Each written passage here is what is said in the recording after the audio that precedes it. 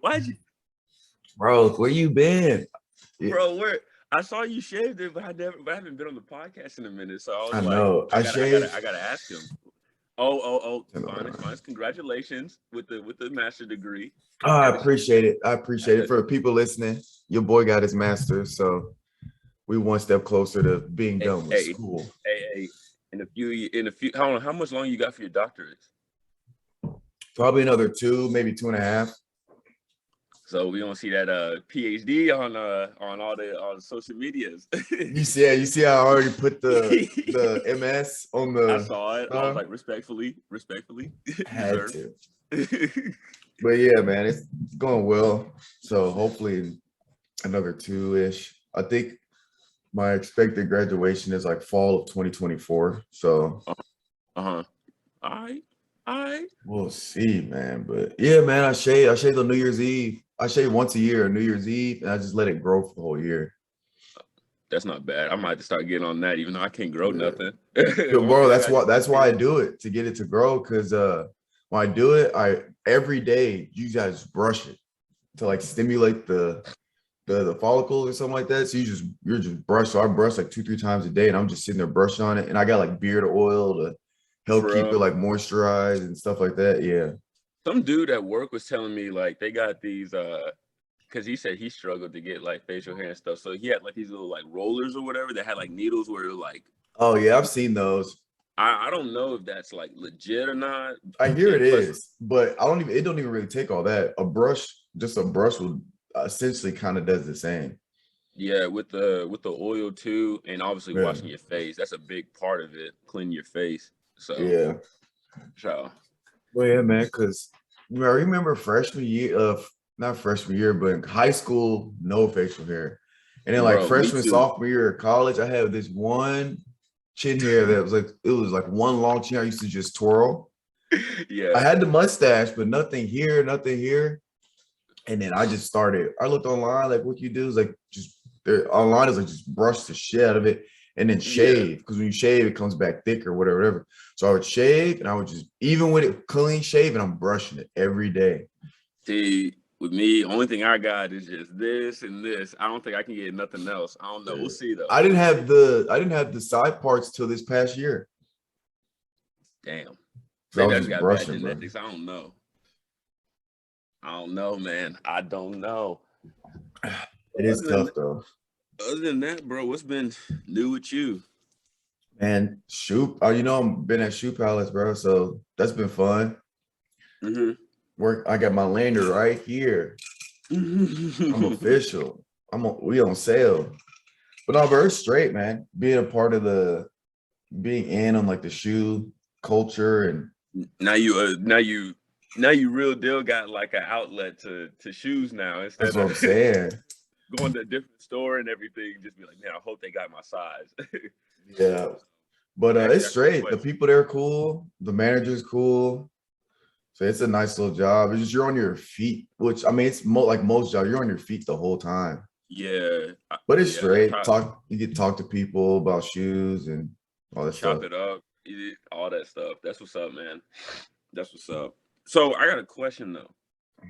How does that work for you working at the shoe palace? Like when shoes come in, do you get like first dibs basically, or do you gotta wait until like Kinda. So the policy is we're only allowed to sell 10% of the shoes we get in mhm, if it's a hot shoe. So obviously we're talking Jordans. If it's like some basic shoe that we get tons of, it doesn't matter. But nobody's buying, no employees buying those basic shoes.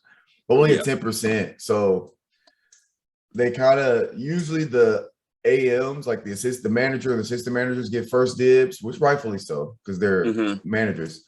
And then if they pass and we have enough that come in, then they look at like the sales numbers. So if you let's say you're the best in sales or whatever, then you'll get the next dibs, whether you want it or not. But I can't get a bunch because I'm trying not to go crazy buying shoes. Cause I got this job. 'Cause I'm trying to, I'm done in 2 years. So the next 2.5 years, I'm trying to stack up as much bread as possible. And like I hmm. said, just to save, just stack up a ton of bread. So when I'm done and I graduate, if I have that period, that limbo period where I don't have a job because like I'm waiting. If I have that period, I got money. You got money saved up. Yeah. Yeah. So That's kind of how I am right now, because obviously I got that, the full-time job recruiting and everything. And then working at Office Depot part-time, just trying to stack extra money, bro. Because I yeah. did the math and everything. I'm like, bro, an extra like 800 a month can go a long way. Oh yeah. a Every month. long way, bro. So I'm just trying to grind it out, bro. It sucks, but you gotta do it. Yeah, it's a grind for sure. Oh, for sure. But it's leading to something better in the long run. So Yeah, I don't plan on doing this forever. But I think we need to go ahead and address the elephant in the room. Yo, dude, I didn't get to watch the game, but I was like actually getting like updates, possession, scoring, and everything. Bro, I'm sick to my And stomach. then I got on Twitter and saw everybody dogging Tannehill. What was it, Finis? Bro, I was at work. I was at work all day yesterday, so I have no idea. I was just every time I got it, like I would check my phone to get the updates when I could. I don't know. I don't know what happened because I couldn't watch it, but I'm sick to my stomach. We got first in the AFC. Mm-hmm. We do all of the. First of all, we played half the season on Derrick Henry. Once Derrick Henry got hurt, everybody's like, "Oh, that's it. Titans are done." We still was coming found through. a way. Yeah, we still found a way to get first in the entire AFC over Kansas City, over the Bills, like over all these good teams in the AFC. Was this a tough division? Is this one of the tougher divisions this year? I don't know. You could argue, but you still got Green Bay, the Bucks. Well, yeah, I guess kind of, because if you look at the AFC with the Chiefs, Titans, Baltimore, assuming Lamar Jackson is healthy the whole season, you can't forget about Baltimore. You can mention them. I mean, the Browns, they're not, they're a good middle of the pack team. But you can't sleep on them because they might. You can't sleep on them. Mm-hmm. But we get a first round bye just to beat our first game. The next week. I was like, bro, what are we doing? I don't know, man.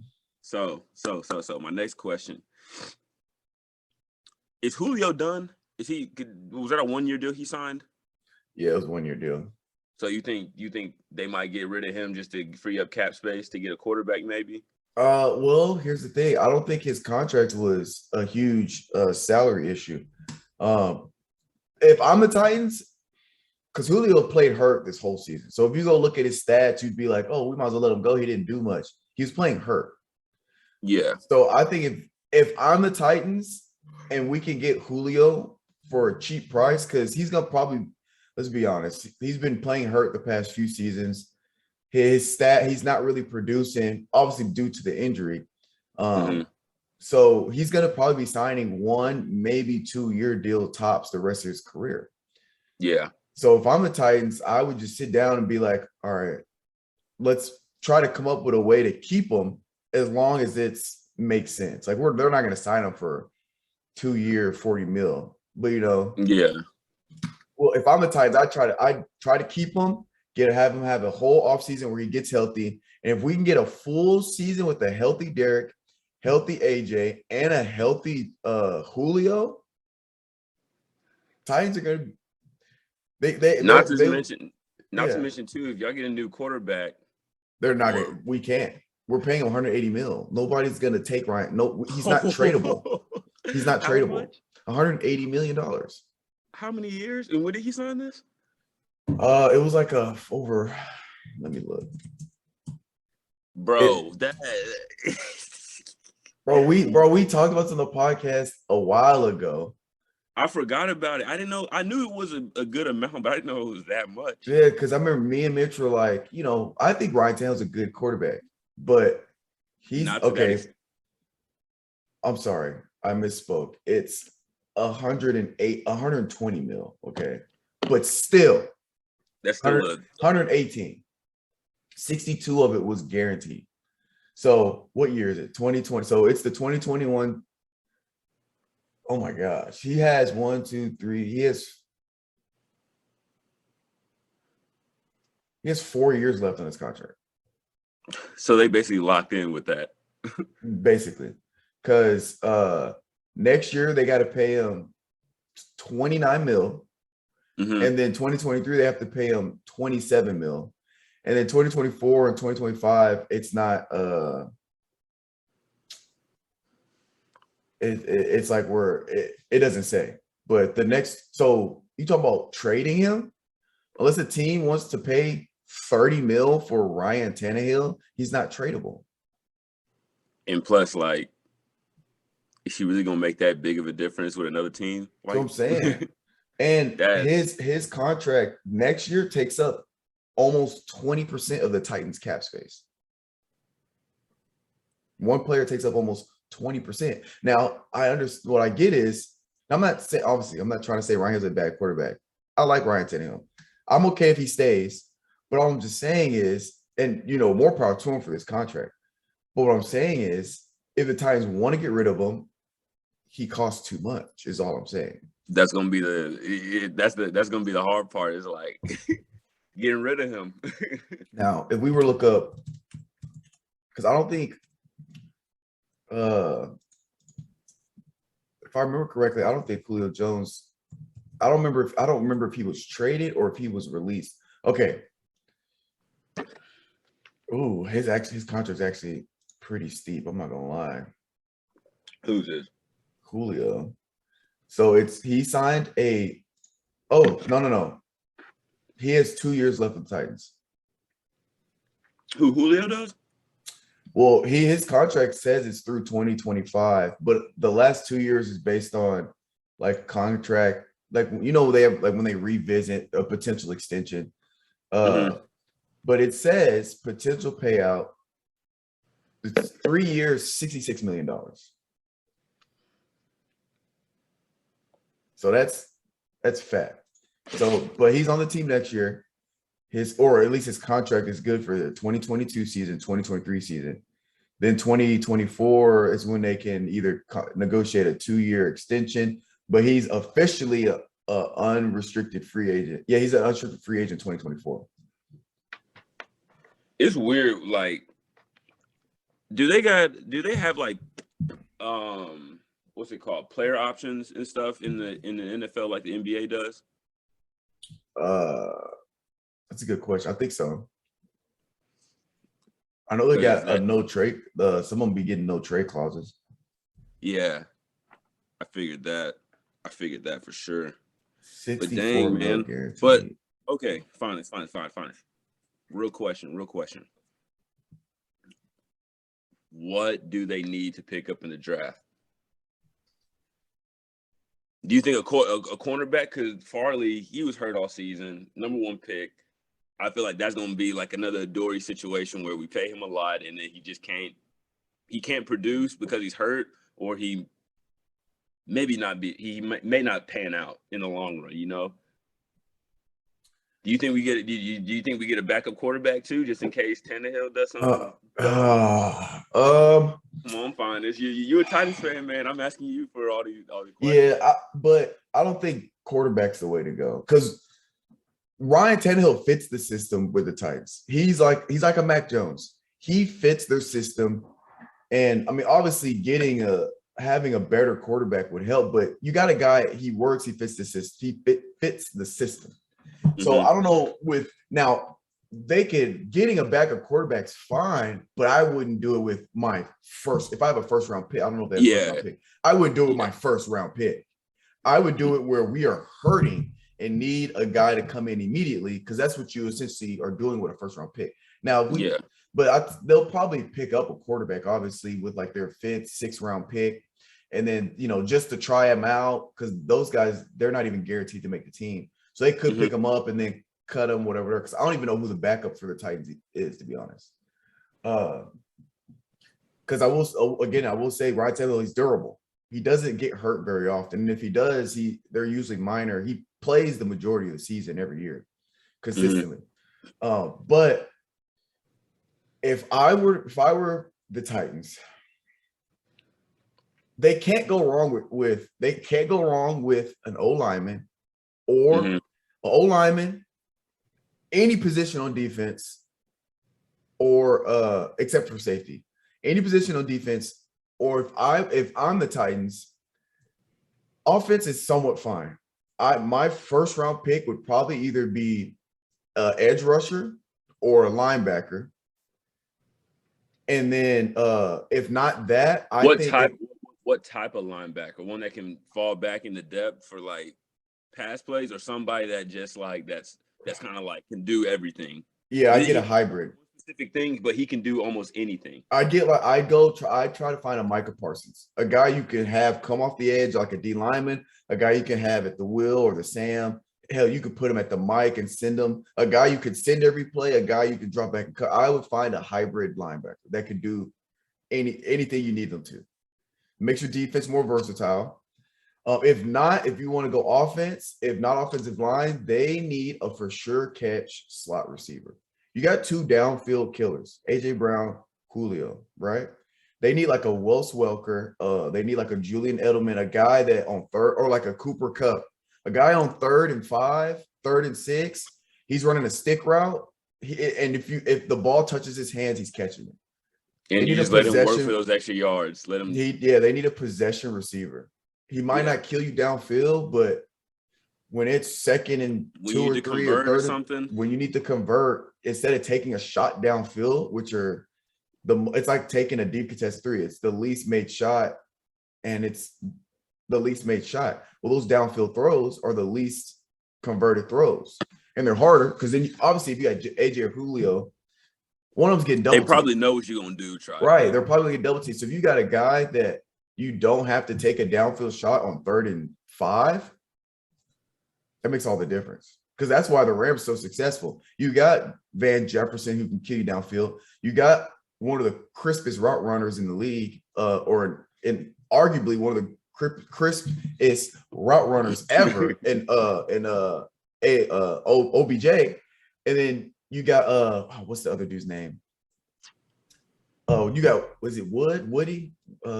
Anyway, you got a stellar. I know who you're talking about. Is it Michael Wood or something like that? You got a stellar receiving corps. The reason why the Rams are so good is because if Cooper Kupp touches the ball, he's gonna make a play. And he's great route. He's not the fastest, but 3rd and 3, everybody knows it's going to Cooper Kupp. If it's not a run, everybody knows it's going to Cooper Kupp. 3rd and 4 and 5, it's going to Cooper Kupp. For sure. Great possession receiver. That's why the Rams are great, fantastic. This is like with Green Bay. Like, if they have a good receivers, Lazard's good, Cobb's good. Obviously, Devontae Adams is one of the best. But if they had, imagine if you had a Devontae Adams level player as a possession slot receiver. Green Bay be unstoppable. Offensively, I think that's the only thing they're really missing. Even Lazard stepped up. He could be that guy.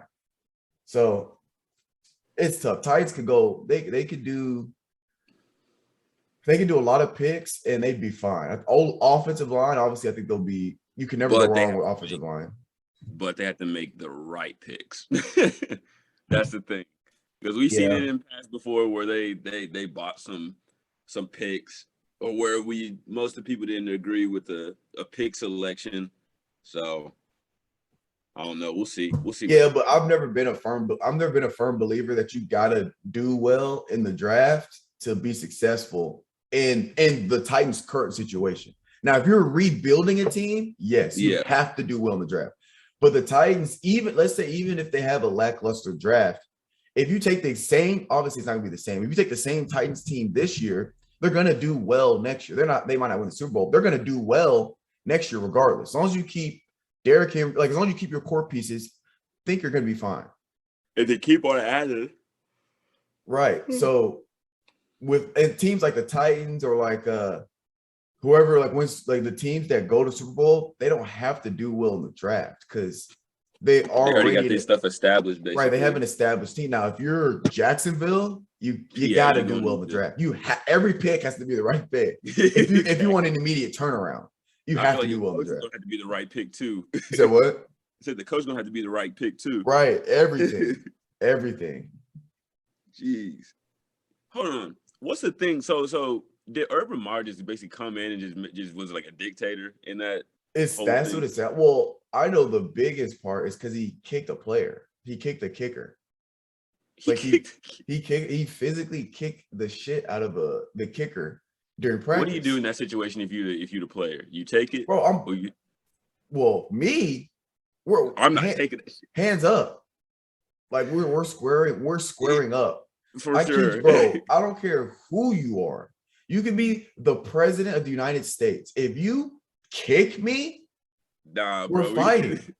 No, that's just disrespect, especially from like you. Like, I feel like it's different because it's like, okay, that's the head coach. You're a player. You guys are both like knowing like what you guys gotta do, and you come to kick me. Nah, right. we ain't I think, but I also think I also feel like he kicked him because he knew the kicker wasn't gonna do shit. You know. See, that's you. Why? Like, I know they would do it to like a defensive end or nothing. That's what I'm saying. Let it have been like a linebacker or a defense, and he kicked the shit. What? I would have kicked him back like I'm kicking a field goal. I would have broke something, bro. I'd have been. We ain't doing that. We ain't going for that. It'd have been a fight, bro. And he thought he could get away with that junk. And you know the crazy thing about it, there was some allegations and stuff like that when he was at what was that, Florida, that he was doing some stuff like that. Really?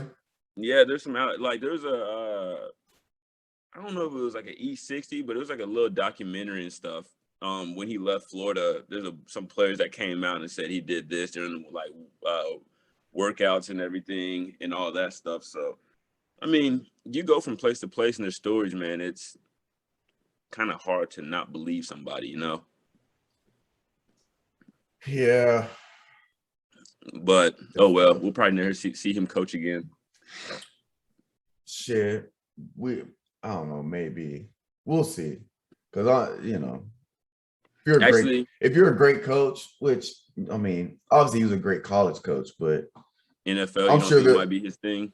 Yeah, I'm sure if like he wanted to retire from college, but I think if a college team was offering him buku money, you know, or if he wanted to coach somewhere, I'm sure they would overlook it if they really wanted him.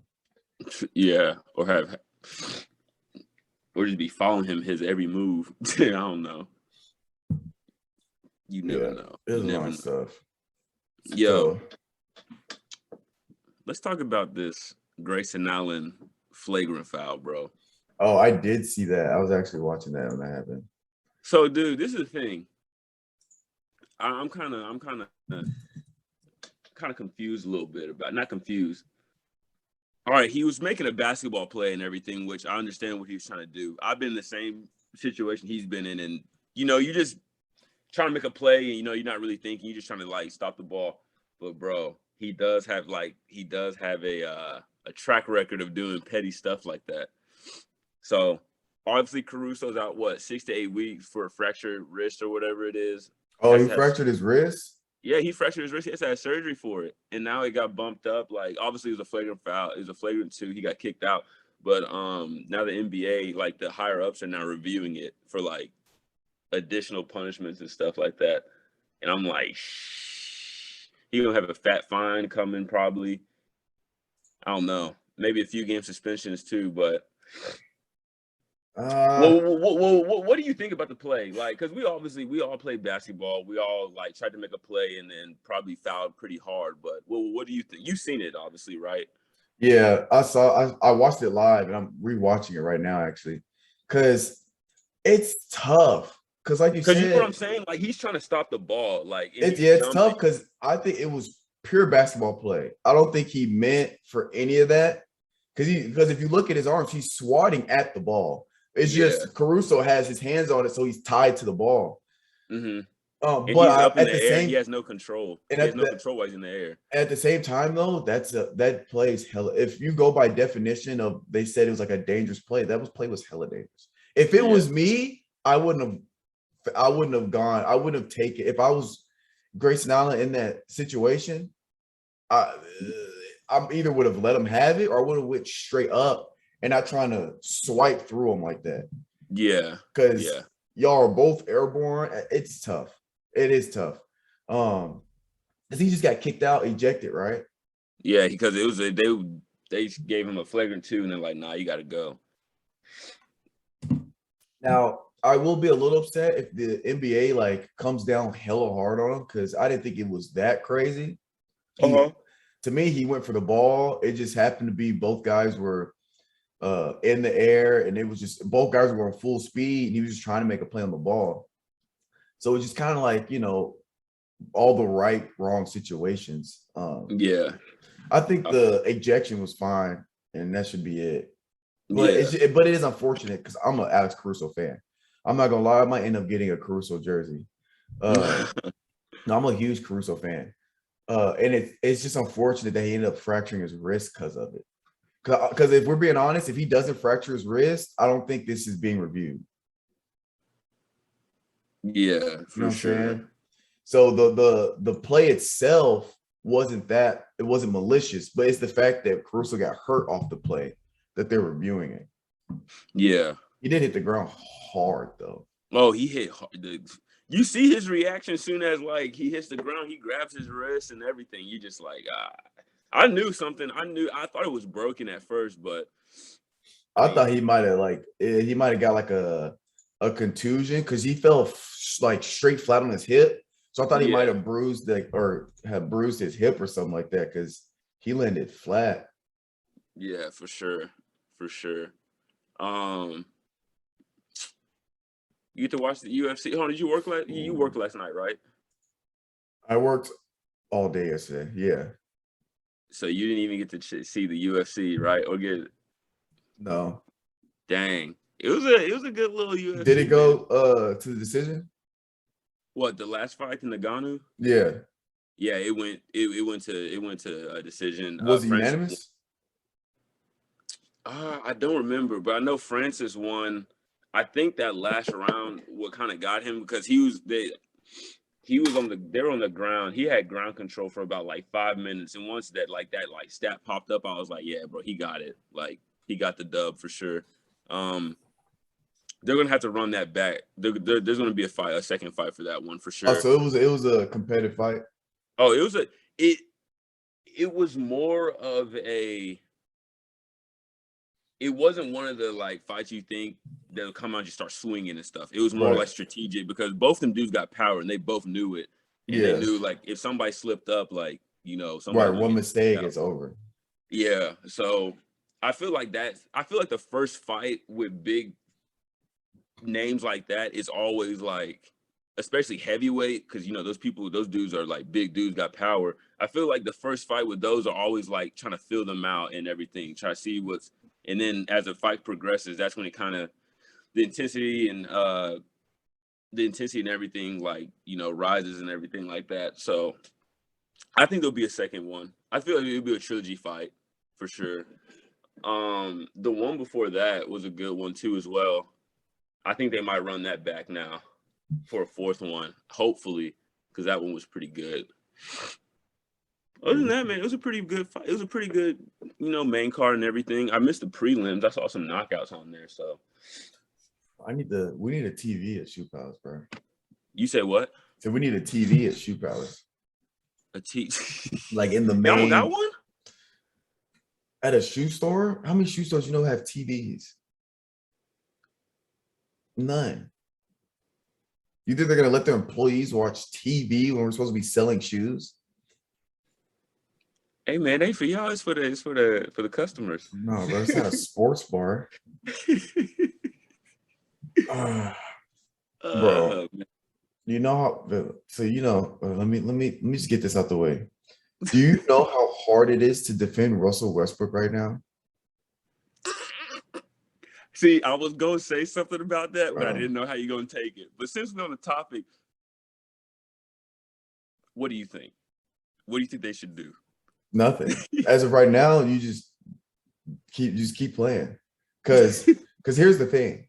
They paid 45 mil for him this year. Next year he gets 47 mil. They can't trade him. Now I saw Houston. It was interested in the trade With John Wall? with John Wall. But if you can't get a trade done, which I don't think they should trade him, I'm gonna be honest. I know this sounds blasphemy because don't forget in November before AD got hurt, Russell Westbrook. I don't know if I can find that. What happened though, bro? Like that's my thing. It's Nothing. like, He's just in a slump. Dude, dude, he's that's a just in a bad slump. slump he's in. He's never been a great shooter. I don't know why people are acting like this is brand new Russell Westbrook. He's never been a great shooter. I think it's the fact that he's hitting the top of the backboard. That's why. Well, yeah, it's the fact that the shots he are missing are extremely horrendous. Wild. But no, I think in November he was averaging like 22, 3 points a game. He was almost averaging a triple double.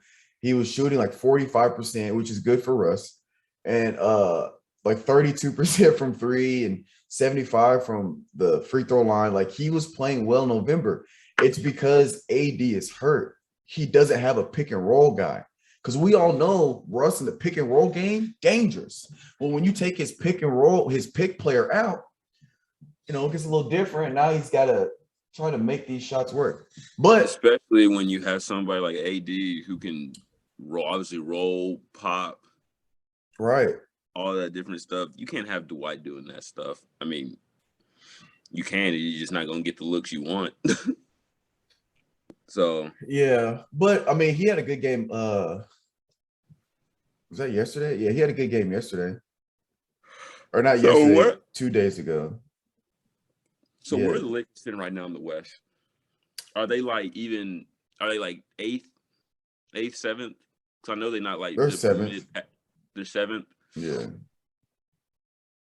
Okay. They're seventh, and yeah, they're right. They're gonna pretty much stay seventh. Really, for the rest of the year, or maybe? I mean, they could pop up to six because Denver has the same amount of wins but less losses. Denver, I thought Denver was higher up than that. No, they're 23. They're 23-21. Lakers are 23-23. So they don't got Jamal though. That's another thing. So. Yeah. So if Denver, lose the game and then Lakers win a game, they'll move to 6. But Dallas is 6 wins ahead of Lakers and they're 5th. So they're pretty much gonna finish either 6 or if they don't go on a losing skid, they'll either finish 6th or 7th. Which obviously 6 would be better because they won't have to do a play-in. But here's my thing. Here's why I say you shouldn't get rid of Westbrook. One, let's not forget, this is the 4th team in the 4th year, right? So he always struggles with every new team because it's a new team. It takes time to build that chemistry. It takes time to fit into the system because he's the one that's always had to make the adjustment when he moves to a new team. Because when he's moved to a new team, he's always been basically the second option. He went from OKC being the guy, the number one guy, he averaged a 30-point triple-double for an entire season. He was the guy. Then he goes to Houston, to whatever, all these other teams, the Wizards, he was the second option. So he's the one that had to adjust. But when you got to adjust your game, it takes time to figure that out with new people, different chemistry, because the way AD sets a pick and roll is not the same way Steven Adams does a pick and roll.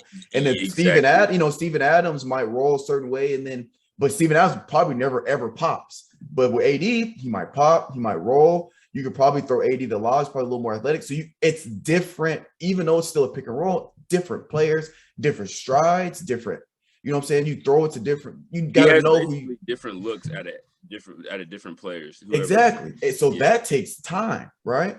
So just like with the Wizards last year, he did not play well the first 40 games of the season, the first half of the season.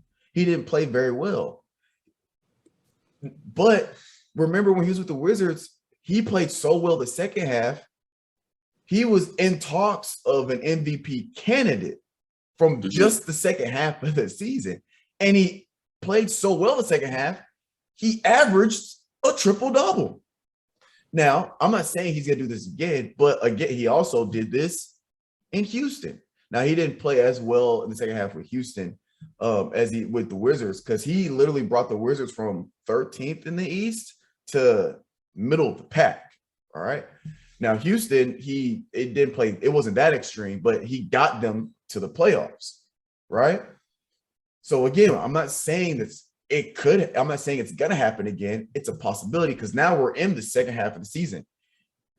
And yeah, the past few games have been decent, all right, but he had a good game last year. Now, if he can string together good games, next thing you know, it's a whole new story with Westbrook.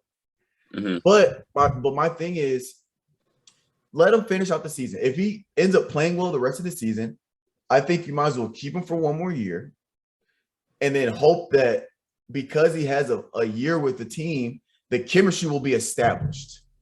Once the chemistry is established, I think he will play significantly better. And then you start him off with a healthy team. I think he plays significantly better. Now, if he doesn't play well the rest of the season and you bench him and you have all these problems or whatever, then you can just trade him in the offseason. Because let's be honest, Lakers aren't winning the championship this year anyway. Nah. So you might as well just let him establish the chemistry. Because what's going to happen is they ship him off. Well, now he's on another team on New Year. He's got to redo the whole chemistry thing. Unless he goes to a team where he's the guy, then he's probably going to average triple-double again. But if he goes to a team with other stars, he's going to have to readjust, build chemistry again. He's back where he started. But if I'm the Lakers, it's like, man, it's tough. But obviously I'm biased because I'm a Westbrook fan. But, if they trade and get Wall, cool. Right. You know what I'm saying? That'd be all right. Wall's not going to get them to the championship. So, I mean, whatever. Obviously, I think Wall's production might be a little more efficient. That's about it. Oh, no.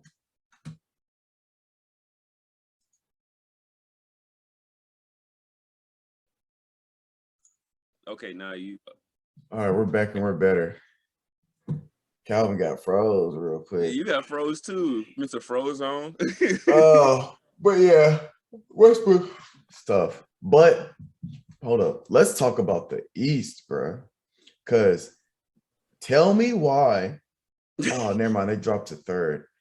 But tell me why Miami was second in the East, bro. First, second, third, and fourth, and fifth are all within a game of each other, bro.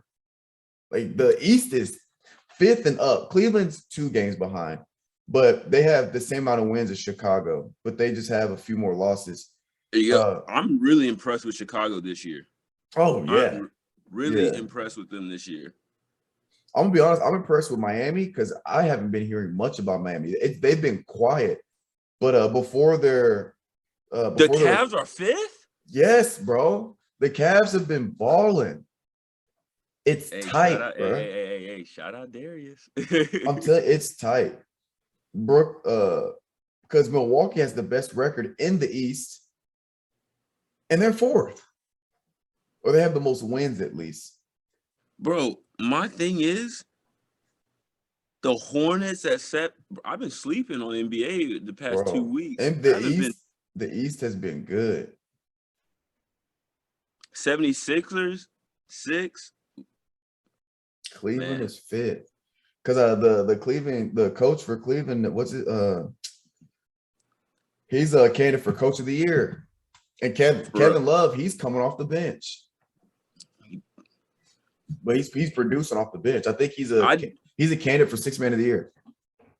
I do like the Cavs because I got Evan Mobley, he's gonna be good in a few years. Darius. Who else they got? I don't really know who else they got. They got Kevin Love. Who else? They had Ricky Rubio, but I think he got hurt. Yeah. They got Rondo. They for real got Rondo? Mm-hmm. Man, I've been off the. They got Jared Allen. Jared Allen, solid rim Colin protector. Sexton.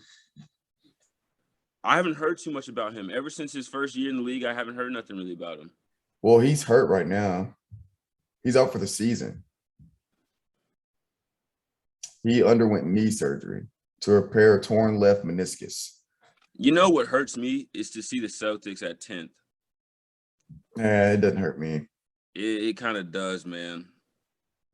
Because I really do like the Celtics and everything. I like Jason Tatum. I like Jaylen Brown. I like that little duo.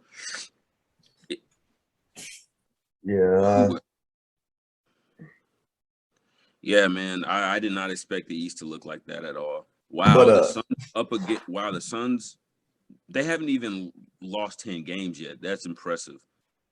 Oh yeah, the Suns are playing well. But yeah, the West is whatever. The West. I mean, the West is gonna be the West. You kind of know what teams are gonna make it and everything, but the East is shocking. Yeah, the only thing I really like about Grizzlies the West, number 3. That's the only thing I really like about the West is Memphis is third. But I just like the East because I'm a huge Jimmy Butler fan. So Miami is 2 days ago they were second. Now they're third. And then you got the Bulls 2, the Nets 1, and Kyrie's playing part-time in the NBA, which is funny, but it's crazy, man. You ain't never heard that before. A part-time NBA player. Yeah, dude's weird, but he balling, though. Man, he's balling. Oh, man. Yo, so I damn near blanked out. I forgot what I was gonna say.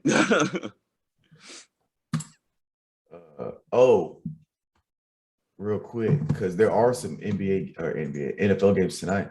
We got Rams versus Bucks. Who you got? Rams versus Bucks. Ooh. I can't go against the GOAT, man.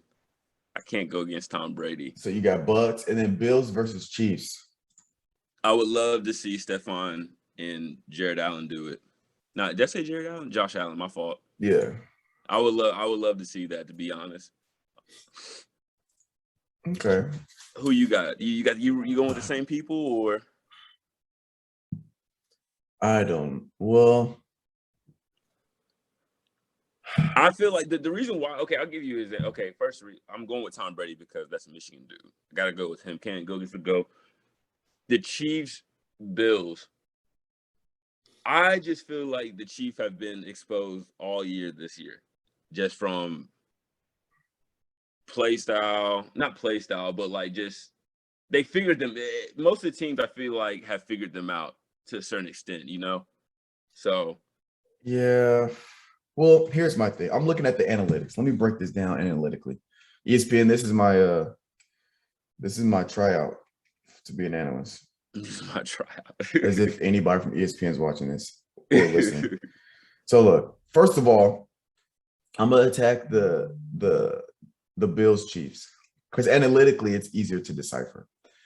So record about the same, but record's irrelevant. Now let's look to the stats. So offensively, Kansas City has the Bills beat for the most part. So their total yards, total offense, third. Passing offense, fourth. Rushing, 16th, middle of the pack. Points per game, fourth. Third down conversions is first in the NFL. These are all rankings in the NFL. With 52.2%, they convert third downs. And the single most important factor offensively for winning games is converting third downs. If you can stay on the field and convert third downs, drive the field, you'll score more points, whether it's field goal and or touchdowns. You'll score more by default. You can stay on the field, and once you do that, you control the game because the other team's quarterback has less time to make plays or is off the field more, right? Because that's how you beat. Or you put them in a crunch time where they don't have enough time to be rushing. Exactly. That's how you beat great quarterbacks. You keep their asses on the sideline as you continue to score. All right. Now, defensively, and then the one thing I will say about the Bills, their offense is 7th, though. So they're top 10 in total offense. Passing yards, they're 9th. Rushing, they're 6th. So they're rushing 6th, where Kansas City's rushing is 16th. Points is 3rd. Third down conversions is 3rd at 46.4%. So all of them, so Bills top 10 in every category offensively. Kansas City's top 10 except for rushing, right? Which for Kansas City, they're rushing as long as they get what they need out of it, they're fine. Now let's go to defense. Kansas City's defense, total defense and total yards given up per game, 27th. Okay, it's almost last. Passing defense, 27th. Rushing defense, 21st. Now, points allowed, 8th. Okay. Third down conversions on defense is 18th, middle of the pack. So they only get off the field 40% of the time on third down. So defense, you only get off the field 40% of the time. That's tough. Now they only have 6 losses, which is not bad, with having an 18th ranking third down cover. Now let's look at the Bills defense. This is where I'm leaning towards the Bills. Total yards defensively, first in the NFL. Passing defense, first in the NFL. Rushing defense, tied for 13th. Top half. Kind of middle of the pack, but top half. Points defensively, first. Third down conversions, first. Defense is solid for the Bills. Now, Vegas, betting-wise, it's still a tight game betting-wise. Now, this is throughout the season. We all know postseason, things are a little different. Defense is tightened up. People play their best postseason, or at least that's when it's more sense of urgency, as we've seen. Because regular season, San Francisco's not beating Green Bay in a regular season game. Playoffs, different story, right? So it is a 1-point favorite towards Kansas City. So if I was betting on this game, I would take the underdog bet with the Bills. Yeah. That's how I am, with an astounding defense. And two, I feel like just based off the whole season, the Bills have had a lot more things going right for them than the Chiefs, if that makes any sense. Yeah. Because, like, there's some games, like, same thing with the Titans, man. It's like some of the games that they lost is just kind of questionable. Like, it's like like in comparison to the Titans, man, it's like the Jets game. It's like there's no way they should have lost that game. But also, not at all. There's no reason why they should have beat the Chiefs too as well. You know what I'm saying? Or the Rams. It's just like weird. It's like they play down to the competition, but when it's like a high level profile team or whatever, they play up. They play up. It's just like they play to their competition. Yeah, I don't understand it, man. I don't understand it, and I feel like that's the same thing with the Chiefs kind of this year. So yeah. But like I said, I feel like they kind of figured out their offense and stuff, but I feel like Andy Reid might got something, a little trick up his sleeve or something. The offensive coordinator guru. Yeah, so. I just want, Titans are out, so I don't care who wins what. So I just want it to be a good game. I'll still watch. I just want it to be a good game. I'm not gonna sweat over any of these games for real. And then Rams Bucks, I don't know, because their stats, it's all over the place. So that's going to be tougher to decide. Obviously, Bucks, I think their offense stats are top 10 in every category except for rushing. I think. Rams, it's just tough. But with the Rams, if OBJ stays hot for the playoffs, I mean, there's no telling. So that was a great pickup, by the way. That was a great pickup. Yeah, it was good. That's crazy that we were in Arizona when we heard about that. We were, bro. Your boy was like, "Hey, bro, you might be getting OBJ." I said, ain't no fucking way I get. Oh OBJ. yeah, I was like, and then ESPN. But I told you, I was like, I got connects, bro. So, bro, they better get OBJ. He's like, stop capping. He's not getting OBJ. A report came up. I looked at my phone like this. I said, "You're right." Bro, I love having insiders, bro. All right, well, we had to make these a quickie because your boy got to be at work at 12. Oh, for real? Yeah, we just been me and Mitch, we just been doing an hour from 10 to 11. For real? Yeah, because I gotta be working at 12, but I stopped by Wendy's on the way. You know what I'm saying? So, get you a little 4 for 4. Yeah, what? That's exactly. And to make the fries a large. Oh, bro. Sheesh. Hold on. So what's your schedule? Do you just work weekends or do you work like just odd days? Like, bro, I work every day. My 2 off days are Tuesday and Friday. I work all the other days. For real. That's Mon- kind of how mine is. Like I yeah, work, obviously I got the full time through Monday through Friday, Tuesday, Wednesday, Thursday. No. Tuesday, Wednesday, Friday, and Saturday is where I work at, like the part time and everything. Sunday's my only day off, like from both things. So I just be chilling. I be chilling, catching up yeah, on sleep and everything like that. So yeah. Well, Friday's the closest thing that I have to a complete day off, even though it's not. yeah. I got meetings. I got meetings on Fridays, but I don't have shoe palace. I don't have. So you closing almost damn near every day, right? For the most part. But the hours are way better than Pizza Hut, because Pizza Hut, we close at One. midnight or some shit like that. So you're getting home late. The late on Saturdays, the latest we close it's at 9, which still isn't bad. And like today we close at 6. So it's gonna be like a short shift. Yeah, for Even though sure. it's Like, is the cleanup and everything like bad, or is it just like No, not really. Cause especially like that last hour, like yesterday, the last hour was kind of dead. So they're called holes. So if somebody buys a shoe and it's the display and there's a gap in that, the racks, it's called a hole. So you got to fill the holes every night. So usually I start, like when there's an hour left, I start filling them. I go look, all right, I need 3 men Nike shoes. I need a women's Adidas. I need a kid shoe. I'll go back there, I'll grab, and you got to like put it's called a shoehorn in there, and you got to like put the sticker so people know the price. So I fill the holes, and then we just got to make sure the clothing is like folded right. So and then once we close, we just sweep. On Sundays it's a little longer because we got to mop, but I can mop the whole store in like 10 minutes. So it's not crazy. Yeah, shit's easy. So sure. It's not usually probably maybe 15-20 minutes after close we're out of there. Assuming everything goes right. Sometimes like if like a swarm of people come in the last 30 minutes, then it gets a little.